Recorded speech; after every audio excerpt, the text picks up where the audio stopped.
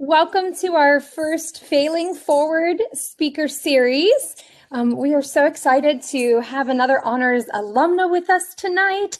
I guess first, just a little background on what we're doing here. This speaker series is part of a variety of things that we are trying to, offer for all of our students to, really continue this strong start to spring semester. So, as we talk in a lot of our classes, failure is just an inevitable part of life. And, in our humble opinion, what you do and how you respond to that really has more ability to impact your life than the event itself. And so that's what inspired tonight's lecture series, actually dreamed up the brainchild of Lexi Rager, one of our other coordinators here in Honors. So again, tonight we welcome Dr. Jamie Marich back, an honors alum from my era. We shared a suite together for a couple years in Cafaro House, so super fun to see Jamie today. As you've probably read in some of the bio that's been out, Jamie describes herself as a facilitator of transformative experiences, a trauma specialist, an expressive artist, a writer, a yogini, the list goes on. And so I won't attempt to tell Jamie's story. I will leave that to her. But if you would just join me in extending a warm welcome to Dr. Jamie Marich. Welcome home to the Honors College. Thank you, Molly. It's so amazing to be here. Molly actually didn't mention, I knew Molly in high school. So we go back even before YSU. We were went to different high schools, but we did speech and debate together. So we go way back, and it's great to be here speaking for all of you. I have to admit, I speak all over the world. At least before the pandemic I did. Now I just visit other places in the world via Zoom and WebEx and whatnot. And I've got a little nervous coming on to do this talk because honestly, when I was an honors student over 20 years ago, sitting in Cafaro House, I don't know if I would have come to a lecture like this, A, and B, I don't know if I would have listened to someone like me 20 years ago. I might have rolled my eyes. Just saying. I believe in vulnerability and disclosure, so that's a little bit of what I was feeling. And what I try to offer to you tonight is, not from any kind of expert perspective, even though I am a clinical counselor and I've lost track, honestly, of how many books I have published and articles and all of that at this point. And I really love my work and what I do, but I'm just so grateful to be here talking about failing forward, because what I do now in life is not anything I imagined doing when I was sitting where you were 20 years ago. I had a completely different major, and I'll get into that story. And something I've really learned to believe, and just highlighting what Molly said, yes, failure is inevitable in life. And when you have either been raised to be an overachiever, or when society has taught you that you have to be an overachiever to be somebody, failure can feel like it's the end of the world. I get that. I've been there. Yet, if you have an open ear to what an old lady in this field has to say, I wouldn't have changed a lot of the failures and ups and downs I experienced for the world, because I really do like the business I run today. I like the work I do in the world today. And it was something I didn't really picture myself doing when I came out of Cheney High School in 1997. I was valedictorian, overachiever, and so many things, and came to YSU. And the reality of my story is I was not in a good place with my mental health when I was in this time of life that I'm talking about right now. So I think how I want to structure this, because I would like to leave a time open for some questions, is to tell you just a little bit about my story in a few minutes or less, and the evolution of it.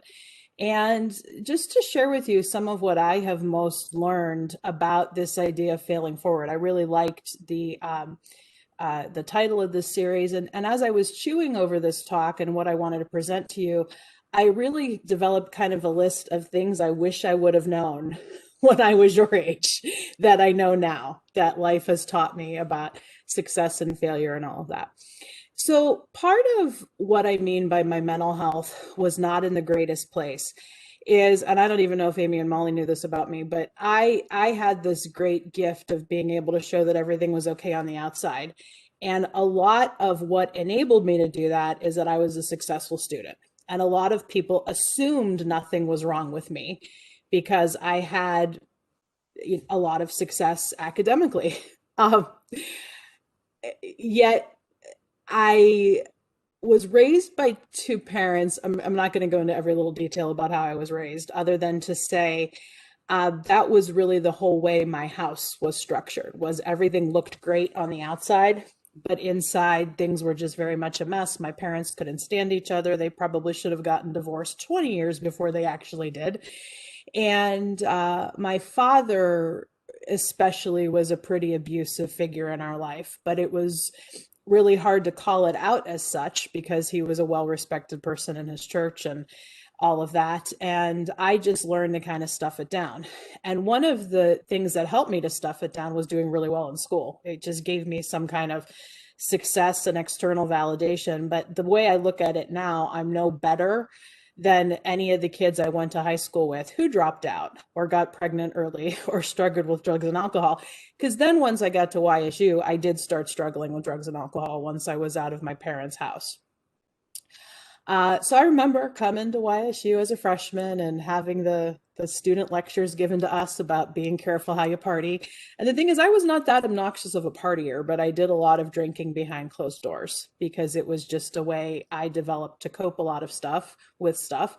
And being that I grew up very religious, I also had a roommate that Molly knows who grew up very religious. And then when the two of us kind of hit college together, it was just, we just didn't have a lot of emotional tools to deal with what was coming up.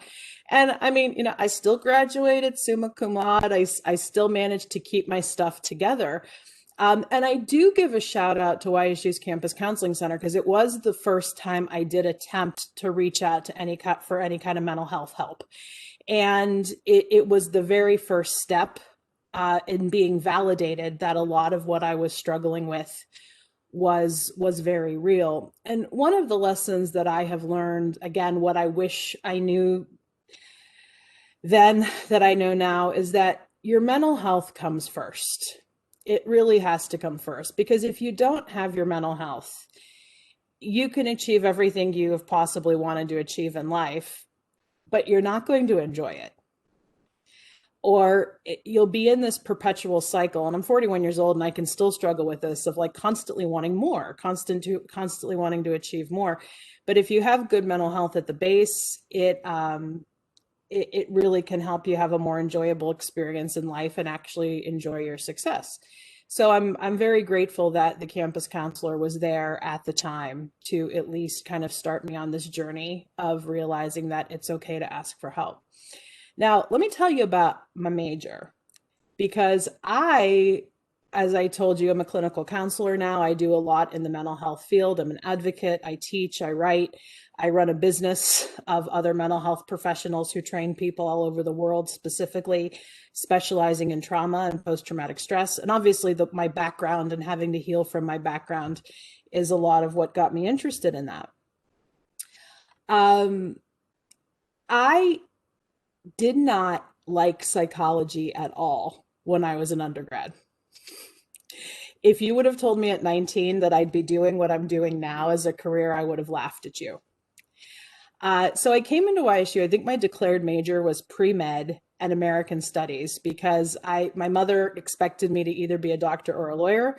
My mother was a wonderful woman and still is a very wonderful woman in that she really encouraged me to do a lot with the arts when I was younger, but I was not allowed to study it because I was going to starve, and you have to do something where you're going to be guaranteed success. So you have to do pre-med or pre-law. That was basically what I was told.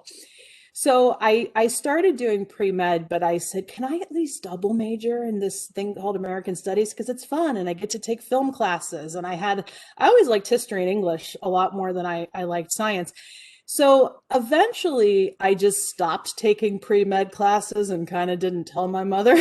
And I ended up graduating with a degree in history and American Studies. And I really loved it. Dr. Sherry Lincoln at the time was the head of the American Studies program. And she was just wonderful. And I had so many good faculty members at YSU who just guided me and really did encourage me with this message that you can pursue several different career paths here. because I thought about going to film school for a while. I thought about going for graduate work in both American Studies or history after I uh, kind of stopped taking pre-med classes, right? And so I knew I had a lot of options, but there was a part of me that didn't want to listen to that because I wanted to have a real like set 10-year plan. This is what I'm going to do. This is how I'm going to do graduate school. Then I'm going to get a PhD and this and that and the other. So my mother ended up getting through her initial shock and was okay if I pursued a PhD in history because she knew I really liked that. And I came out of YSU. I graduated in 2000. I did an honors thesis through the American Studies program, and I loved it. It was just such a beautiful time. And it was when I went away to do my master's, which was like a channel into a PhD program, that my personal issues really started to take a big dive. My drinking and drug use had significantly escalated. I realized that so much of what I later come to understand was unhealed trauma that got in the way of my mental health was really starting to rear its head. And for the first time in my life, I had an academic consequence because I flunked out of that graduate program. And so I did what most rational people do. Well, I first tried to tell my parents that I needed some kind of help. And my father, who was in just such a religious mindset, didn't want to hear it. And it was just always go back to church was the answer. And my mother very much still had that, you're too smart to have a problem with all of this. And as I shared with you at the beginning of this, it has nothing to do with being smart. I mean, people of all ranges of academic ability can struggle with drugs and alcohol and mental health issues, right? And so I knew I wasn't going to get a lot of help in my home of origin. And I still did not have the ego strength or the capacity to stand up to my parents about a lot of how they operated in the world. I eventually learned how to do that. And it ended up being something that really turned my life around. So I did what I felt I had to do at the time, and that was move. And I moved to Europe. My family is of Croatian background, and some of you who are keen on global events may be aware that in the early 90s, Croatia was involved in a pretty brutal civil war.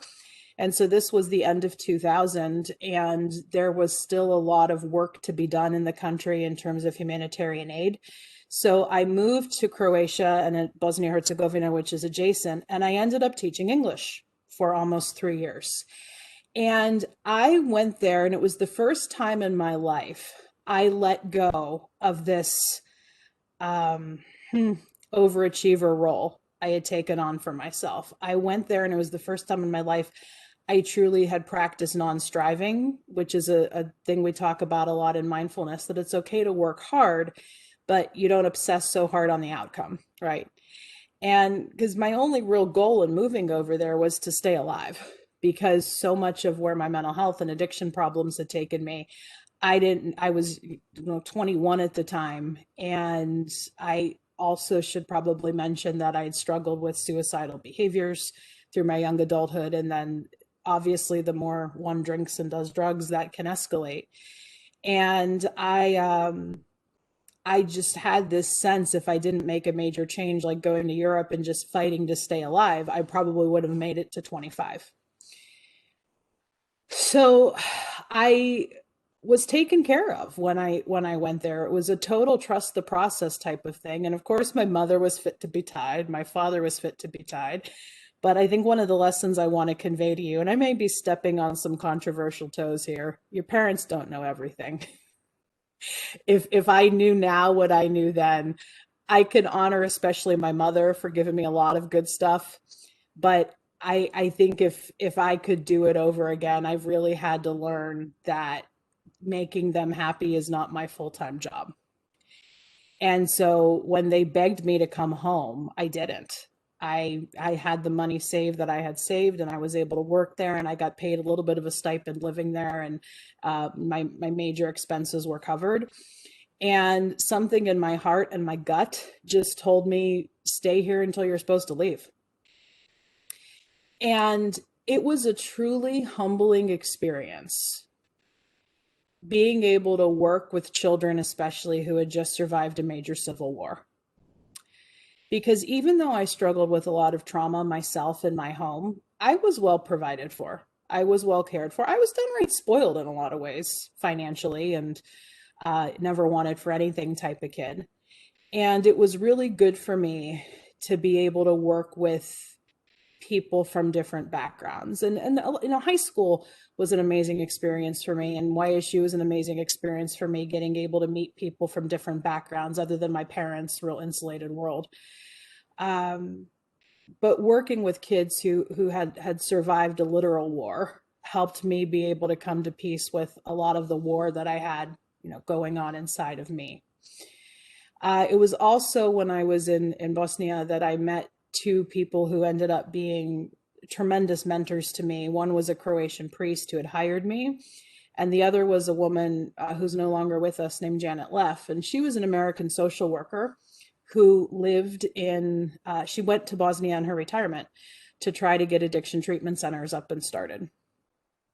And so here's probably the story that I think is the funniest, but most like, wow, something out there was taking care of me.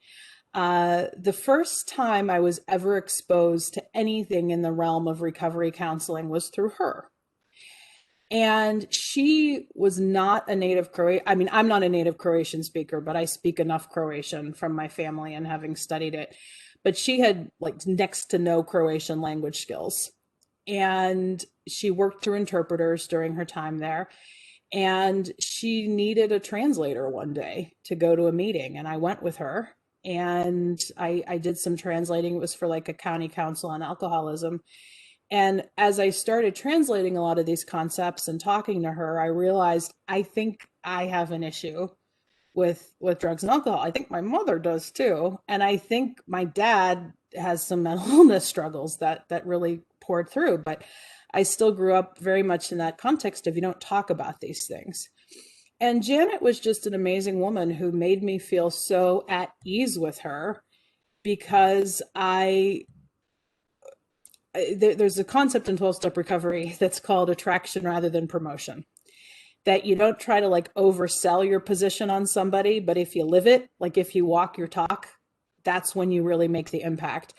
And Janet was that kind of person, and she was very kind, and she was the first person who really helped me understand not just alcoholism and addiction, but mental health struggles and how unhealed trauma can really wreak havoc on a person's system. And she was the one who really gave me that language to help me understand that. Because one of the things I was told a lot growing up is you don't know how good you have it. And on one hand, that's very true. Because I mean, I grew up in a more privileged setting than half of the planet, more than half of the planet probably, right? Yet on the other hand, a lot of abusive forces will use that to try to keep you from speaking up, right? You don't know how good you have it. And I told her, like, it wasn't like I survived a war like these kids. And she said, well, maybe the war was your house. Maybe the war was what you had to deal with in your family. And she was the first one who had ever really validated that trauma was something I struggled with. So after working there for, like I said, I lived there almost 3 years. And at the 2-year mark, I had gotten sober by that point. It was a struggle, but I was able to do it. And we worked on a lot of my mental health issues together too. She suggested that I go back to graduate school in clinical counseling. And I said, Janet, I don't even like psychology. I took one psychology class in undergrad and I hated it. And she said, I think you'll like it now because of what you've experienced with your own recovery, because of what you've experienced working with traumatized kids here in the country. And she said a line to me that really ended up shaping the direction of my life, because she was a very spiritual woman, and spirituality has been a very big part of my life, even though it was a big thing that wounded me early on. So much of my recovery has been really helping to connect with the God of my understanding, right? And she said, and I don't mean to impose God language on you, you can replace it with the universe or any other language that may work. She said, God doesn't choose qualified people, he tends to qualify chosen people. And I said, "Oh, that's an interesting way to look at it." And she really explained it to me. She said, "Having the experiences you've had here over these last 3 years, getting sober yourself, working with kids who you relate to so much because you share so much in common with them." She said, "You've learned the art of being a counselor. Now just go back to school and get qualified, learn the science for it." So I did remote learning. Was like the very beginning of remote learning, to do some of the prerequisite courses because I had no degree in psychology. And then I ended up getting my master's degree. I went to Franciscan University in Steubenville for my master's because they had a relationship with the Catholic Church I was working for. But I did have the fortune to take some classes as a transient student in the YSU counseling department too. So I did circle back through YSU. And that's where I met the late Jerry Carter, another mentor of mine who ran one of the big clinics in Youngstown for a lot of years. And again, the whole process just showed me how kind of well taken care of I was every step of the way. And when I did come back to the US to do this degree in counseling, I was sober, but I still realized that there was a lot of work to be done on my own mental wellness. Because when I started my clinical internship, which is a part of a master's in counseling or social work, uh, a lot of the students I was working with, a lot of the kids I was working with, I often say they weren't triggering me. It was the way I saw the system treating the kids, the medical system, the social systems. The way I saw them treating the kids was still bringing up a lot of stuff for me. So I had the good fortune at that point of being referred to a trauma specialist who is a very well-known clinician in this area, really one of the first to truly specialize in trauma and healing trauma. And she took me through what would be the deepest counseling of my life, to be able to then not just kind of do surface work with my mental health, but really go very deep. And it was through working with her that I developed my interest in trauma. Well, it was Bosnia that started it, but that I really pursued trauma counseling as a specialty. And she also introduced me to meditation practice and yoga practice, and this idea of really developing an integrated spirituality that was nothing like the spiritual and religious practices that were connected to my traumatic upbringing with my dad, right? Growing up. So it was a really beautiful experience. Coming back to this country, and really has been, because there was a time I thought I would stay in Europe. I do go there a lot, at least before COVID. I still teach there quite a bit, and I may end up establishing residency in Croatia again, between Croatia and here at some point, because I do feel a lot of ties to my homeland, and I really consider it the great privilege of my life that I had a chance to live there for 3 years. Now, what's interesting is as I reflect on my career now, doing what I do, because I tended to get pretty successful pretty young in my field. In 2011, I wrote my first book. And at that time, I was only 31, 32 years old. But very much how the field that I worked with was marketing my success was I was like this young, fresh voice speaking on trauma because of my Bosnia experience that brought an angle in that a lot of people in the US mental health professions weren't talking about. And I also had a passion very early on for bringing in the expressive arts into the healing of trauma. So, like I told you, growing up, I really loved the arts. I loved theater. I loved speech. I loved music. I ended up learning a lot about visual art too. And I feel that there's nothing like tapping into your creativity to really help you be able to heal. So I'm considered an international expert now in one of the trauma practices that's very well established called EMDR therapy, eye movement desensitization and reprocessing, which works with the way we store information in the brain. And in this therapy, we tap into a process that's similar to REM sleep to be able to help people shift how traumatic memories are stored in the brain. I love what I do. I have loved working with clients, as I've had the privilege to work with clients. I worked in several hospitals and rehabs, and then I worked for PsyCare here in Youngstown for a lot of years. And then I went out and developed my own private practice. I still live in the Youngstown area. I live in Howland. But prior to COVID, I travel probably about 2 to 3 weeks out of a month doing courses and doing lectures and doing invited presentations connected to the things I've written. So I don't see so many clients anymore, but I still use a lot of those skills in how I teach. I still use a lot of those skills because I have a company now called Institute for Creative Mindfulness, where I have a team of about 50 people internationally that work with me, teaching my curriculum in various places.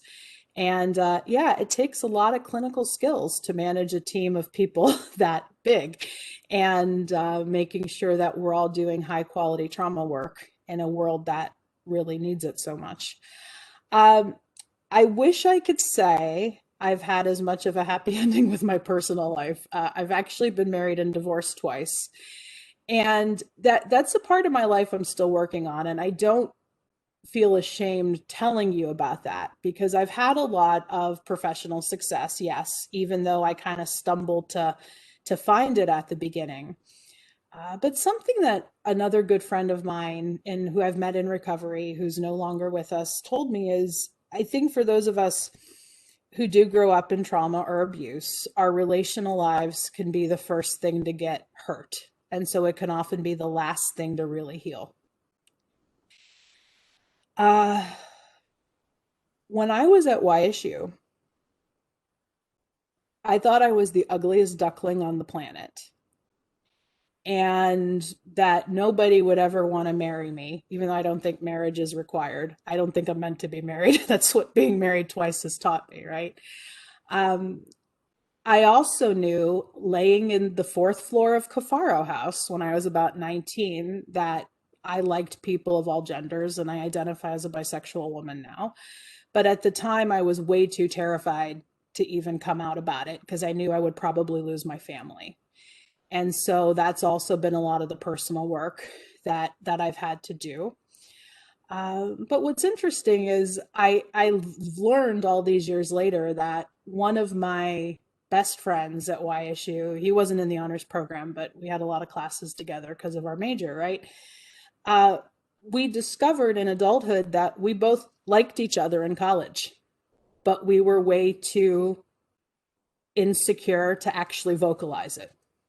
And so one of the things I wish I knew then that I know now is about the importance of taking risks. So if you like someone, tell them. Coming out, I know it could be easier said than done. And coming out is not just about sexuality. You may come out as somebody who is a trauma survivor, who is struggling with a mental illness. It might be sexuality. And I'm not saying, just come out and let the chips fall. Get support because it can be a hard road in a world that can still be very unkind. I mean, I think of how far we've come in 20 years in terms of, I think I would feel safer now to come out with a lot of the advocacy that has happened. But in a lot of ways, we feel like we're further stuck than we were 20 years ago too. Because I think whenever you have progress in certain areas, there's people who are very hateful and very horrible, kind of firing back, right? And religious persecution, especially about people who are LGBTQ plus, is still a very big thing. But yeah, what I wish I knew then was how cool it can be to take risks, but especially with support, because everything I've achieved in my life that's been worthwhile has been because I've taken a risk.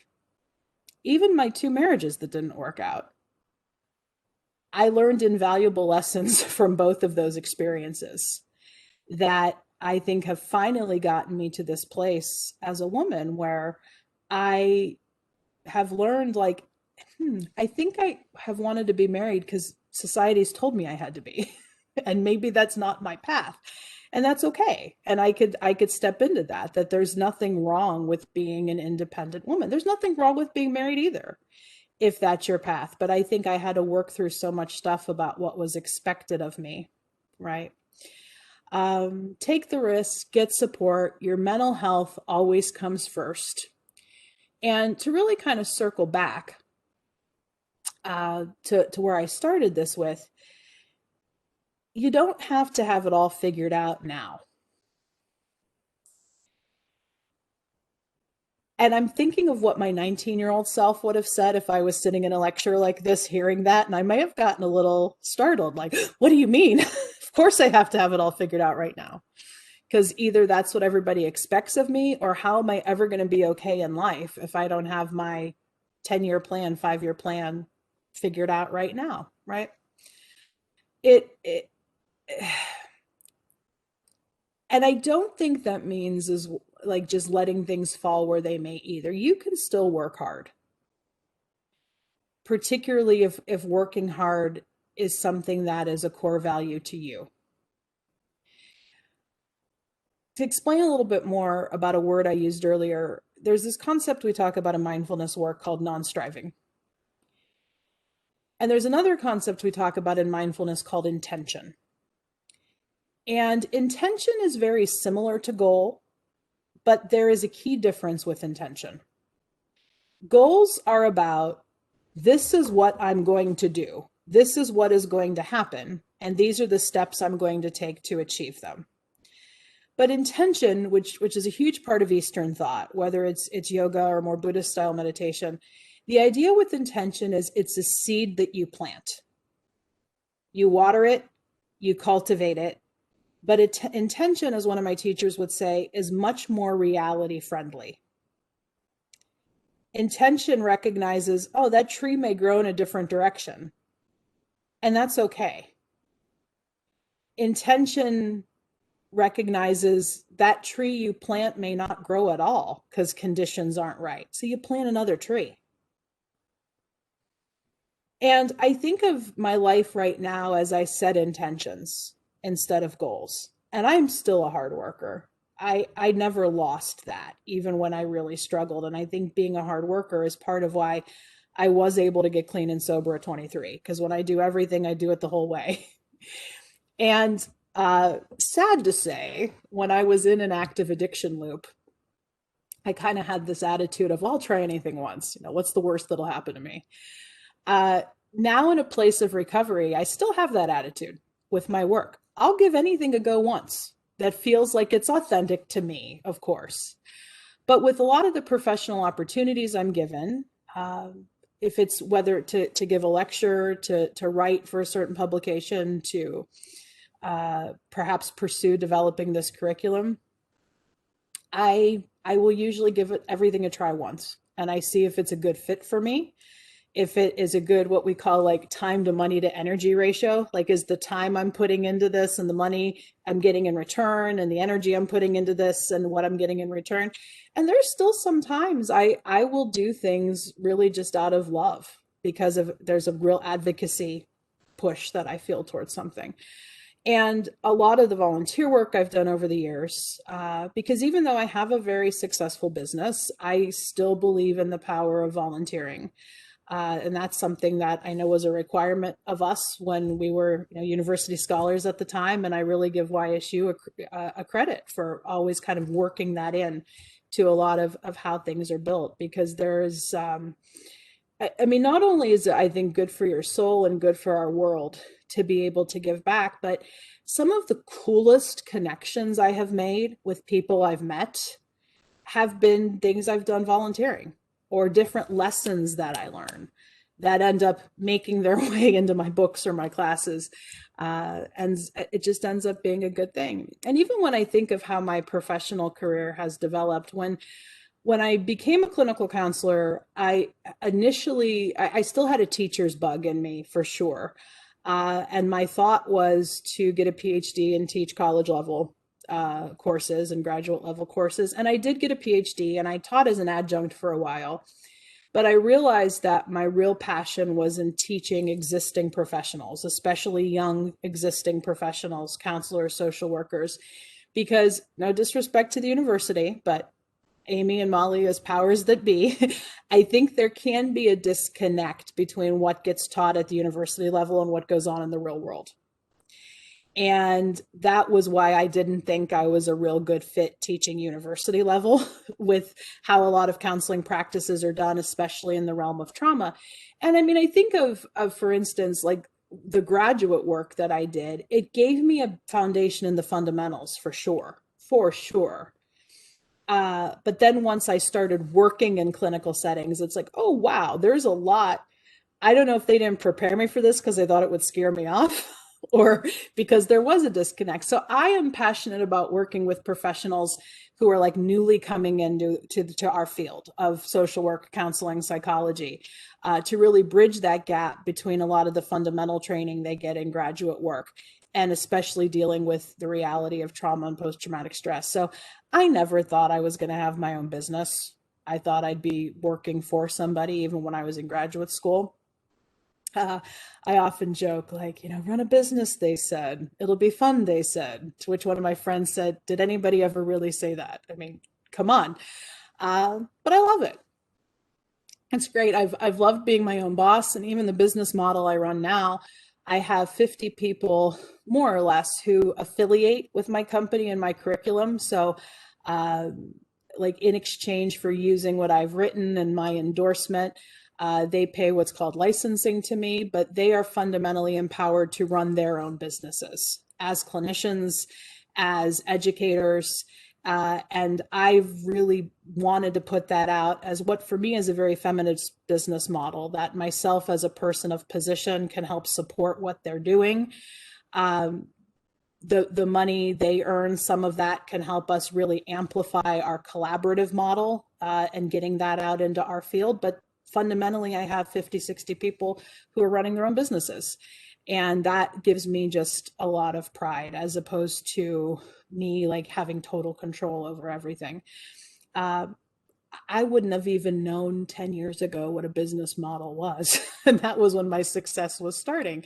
And so I think you can continue to keep an open mind and an open heart to see how the process will evolve. So failing forward, getting back to the title of this series, I mean, I thank the God of my understanding for failure because I really do believe